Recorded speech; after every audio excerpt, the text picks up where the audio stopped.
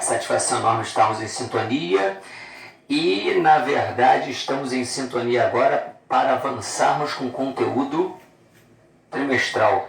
Esteves, avançarmos ainda? Não, fecharmos. Com esse bate-papo de hoje a gente vai estar findando, fechando, concluindo nosso conteúdo trimestral. Esteves, fechando o conteúdo do terceiro trimestre, mas só temos 3 trimestres. Pois é, beleza, então estamos fechando o conteúdo ao nível anual.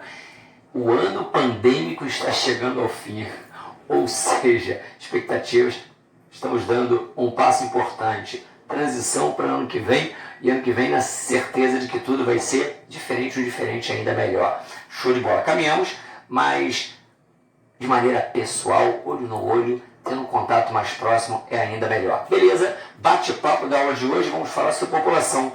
População, assunto de hoje, portanto, então, tem um vínculo estreito com o primeiro assunto do trimestre. Falamos sobre demografia, falamos, na verdade, dando um direcionamento para a questão das teorias demográficas, pirâmides etárias.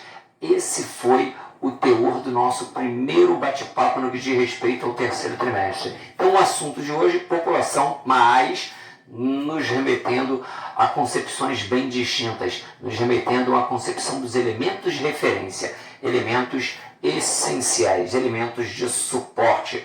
Então, bate-papo mais conceitual. Ótimo! Iniciando, então, pela questão da conceituação básica. População absoluta. Número de habitantes existentes numa porção do espaço. Beleza, eu tenho nesse cômodo 5 pessoas, eu tenho outro cômodo da minha casa, 4 pessoas, esta população absoluta é superior àquela que está no outro cômodo, fazendo uma associação como se esses 2 cômodos representassem países, por exemplo. Agora, o conceito de população absoluta nos remete ao conceito de populoso. País, quarto. País, sala. 5 habitantes, população absoluta. Outro país, 4 habitantes.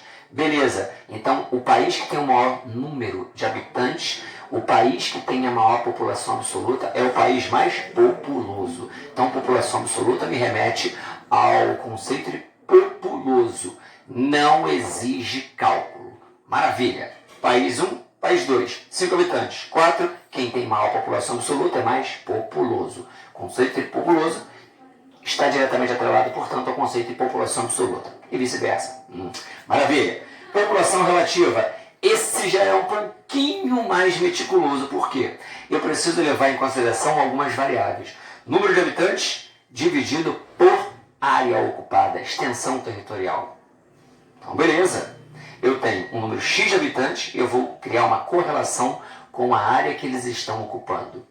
Isso me remete, o resultado disso representa a população relativa. Mas, se eu tenho uma quantidade X de habitantes aqui, divido por essa área, esse território, essa extensão territorial, encontro um número X, eu vou precisar comparar com o número de habitantes que existe na outra área e automaticamente dividir por aquela outra área. País 1, país 2. Então, pego o número X, divido pela área, encontrei o resultado. Pego um número Y, divido por uma outra área, encontro outro resultado. População relativa do país 1, população relativa do país 2. Quem tiver a maior população relativa, mais habitantes por quilômetro quadrado, eu posso garantir que essa região, esse país, vai apresentar maior povoamento. Portanto, o conceito de população relativa me remete a outros termos, outras expressões. Povoado, ou povoamento, além de densidade demográfica, ou adensamento demográfico. São termos que têm vínculo com a população relativa, que por sua vez é obtida a partir da relação número de habitantes dividido por área. Habitante, vou fazer uma análisezinha aqui, deixa um espaçozinho aqui. População relativa, vamos imaginar que um país tivesse 20 mil habitantes, dividido por 5 mil quilômetros quadrados, ou uma área específica, qualquer que fosse a delimitação. Pego, cortei o número de zeros, eu vou encontrar 4 habitantes por quilômetro quadrado. Esse resultado me representa ou me remete à população relativa. Beleza. Se eu quero comparar populações relativas distintas, automaticamente, eu quero comparar populações relativas de regiões específicas do Brasil, para saber quantos habitantes existem por quilômetro quadrado, na média, em cada região. Então eu preciso identificar os resultados. E se uma região apresenta mais habitantes por quilômetro quadrado do que outro, eu posso garantir que o adensamento demográfico, a população relativa ou o nível de povoamento é superior nessa região que vai apresentar um resultado mais contundente, mais expressivo, mais representativo. Beleza? Einstein, população relativa é um pouquinho mais complicado, mas não é? Tem um bicho de 7 cabeças. Beleza, show. Crescimento desordenado e seus desdobramentos. Item 2. Meu Deus do céu.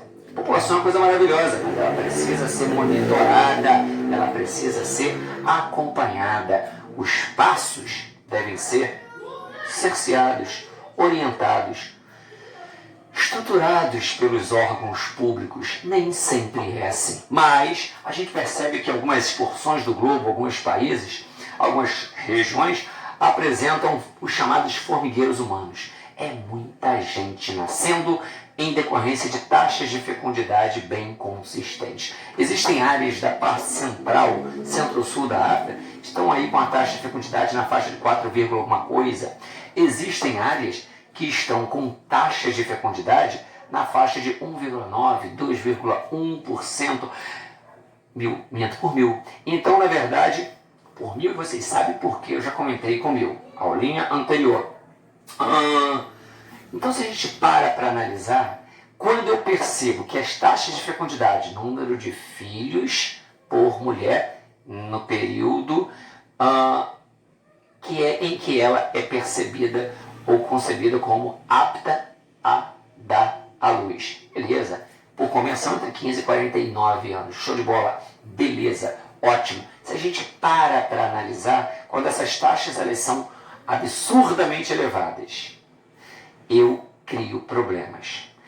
Quando eu tenho taxas muito elevadas, normalmente eu não tenho a possibilidade de ter uma economia que absorva esse número de pessoas que estão nascendo em algum momento, vão estar aptas a entrarem no mercado de trabalho. Beleza? Então, muitas crianças, por exemplo, exigem gastos intensos, expressivos em áreas peculiares. Saúde, educação, a questão habitacional. Mas quando estão no momento de entrarem no mercado de trabalho e o mercado de trabalho não os absorve, eu crio um mercado de reserva. Essa mão de obra ociosa faz com que, puxa vida, poucos consigam emprego. Um contingente intenso vai ficar à margem da economia, tentando viver atrelada a setores da economia informal. Às vezes, muitos acabam, em decorrência de muitos anos fora, sem serem absorvidos pela economia formal, se aproximando de ações ilícitas. Então, as taxas de fecundidade elevadas, quando não acompanham o índice de crescimento, os indicadores financeiros de um país tem um PIB que caminha a passos lentos e a população se multiplicando. A economia não está demandando esses trabalhadores. Muitos não serão absorvidos. Há a chance de contribuírem para a elevação nas taxas de violência urbana. Então, atentem para isso. Número de pessoas que se multiplicam, as taxas de fecundidade e taxa de natalidade, elas precisam estar relativamente em sintonia com os indicadores econômicos, principalmente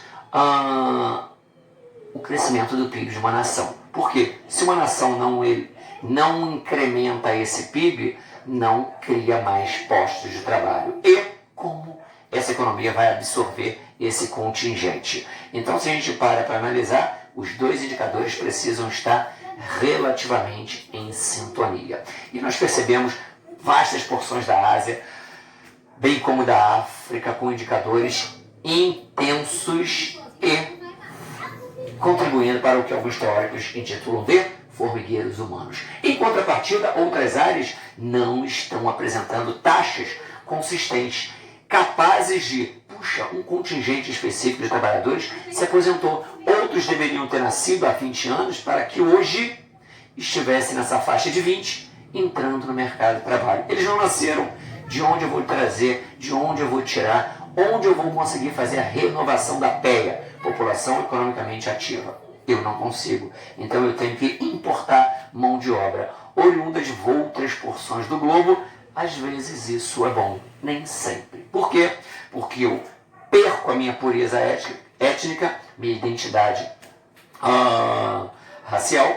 Além disso, quando eu vou para um país, eu levo meus hábitos, meus valores, meus princípios, minhas religiosidades, e às vezes isso entra em confronto com realidades de outras porções do globo que estão demandando os trabalhadores, me aceitando, mas às vezes nem sempre tem uma legislação que vá de encontro aos meus princípios. Então eu tenho um embate étnico, cultural, social e por vezes religioso. Beleza, então eu tenho estagnações demográficas, a população não se multiplica. O governo da Rússia disse, Vladimir Putin disse em um discurso que ele fez, uma fala bem recente, eloquente, que um dos maiores desafios da Rússia nesse início de século é fazer com que os russos se multipliquem.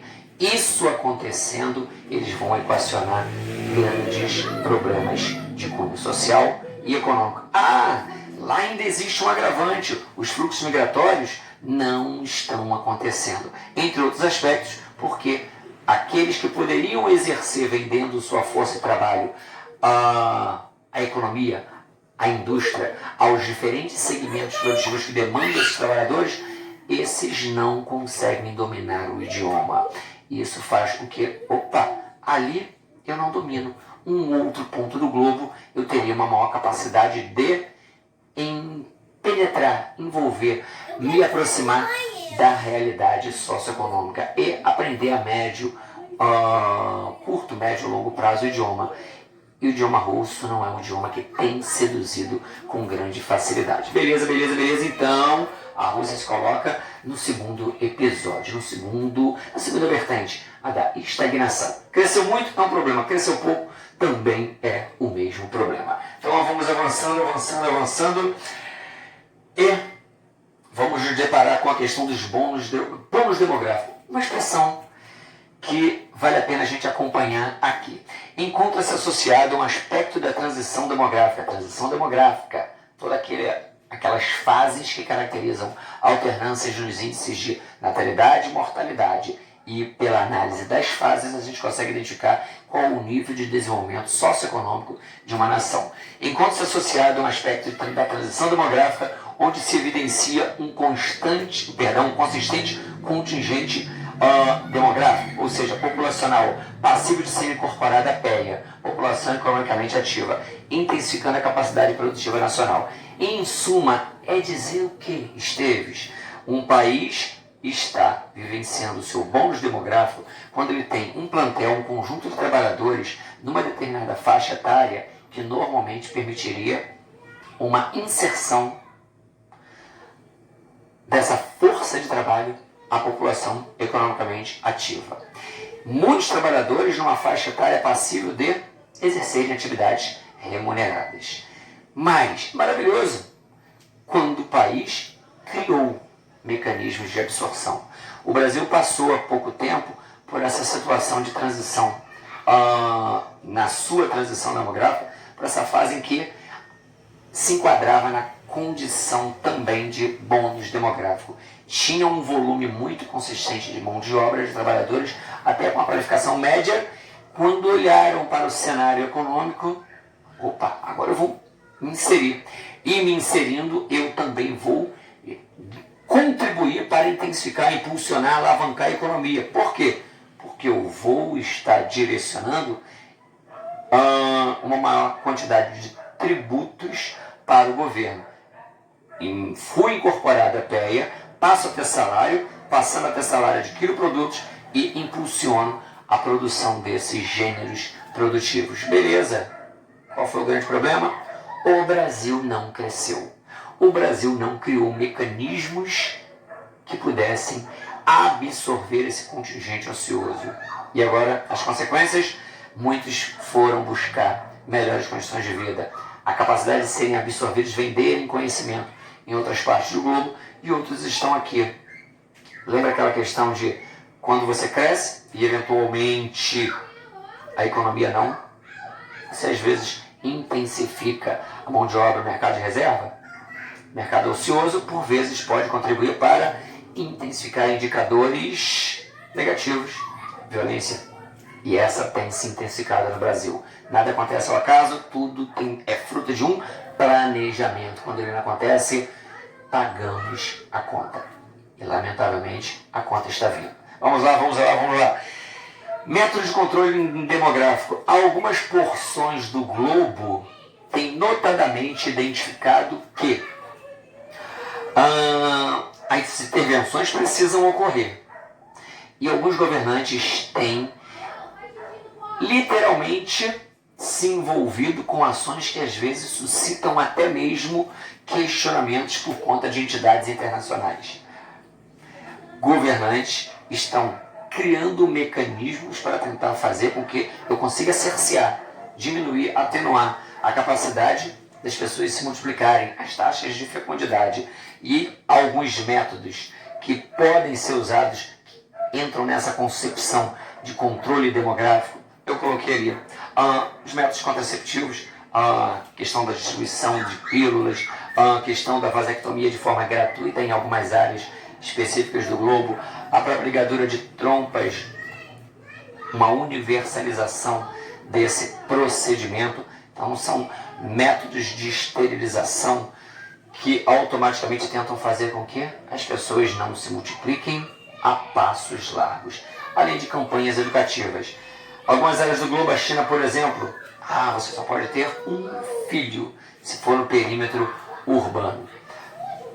E aí, automaticamente, isso aconteceu, suscitando, puxa vida, mas às vezes eu quero ter um filho homem, não quero ter uma menina. Ou, segundo vários preceitos em algumas áreas específicas do globo, às vezes você tem um gênero que é visto de uma forma peculiar, quer seja masculino, quer seja feminino. Então, quando você estipula, só pode ter um, puxa vida, tive um, e esse um não é aquele que me daria maior respaldo religioso, social, vinculado a preceitos específicos daquela cultura. O que então normalmente acontece? Muitas formas de se interromper o desenvolvimento do feto, muitos procedimentos em que você simplesmente abandona depois do nascimento, ou simplesmente vai entregar em pontos vinculados a órgãos públicos, em casas de amparo, de maneira que elas possam criar, não é meu, eu estou tentando ter aquele que gostaria. Meu Deus do céu. Absurdo, lastimável, lamentável, mas uma ação que às vezes, quando nós analisamos as pirâmides etárias de países em momentos específicos da sua história, nós percebemos grandes discrepâncias. E por vezes essas discrepâncias entre os gêneros têm sua justificativa atreladas a um rigor nos métodos de controle demográfico. Então é bom a gente ter cautela, porque às vezes hábitos, culturas, valores ou princípios podem nortear a ação, a postura, o comportamento de casais. E às vezes eu queria ter um, mas é um outro que está no seu ventre. Opa, então a gente tem que fazer algo. Às vezes esse algo não é o mais apropriado.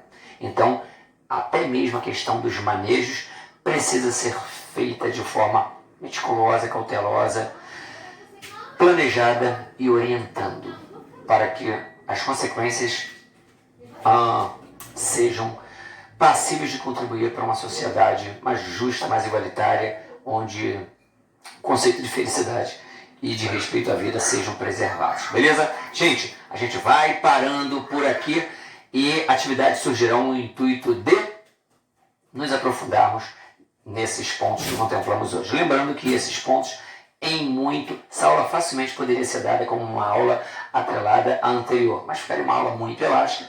Para fins didáticos, compartimentamos e hoje fizemos um direcionamento bem peculiar. Beleza? Ficando por aqui. Um forte abraço,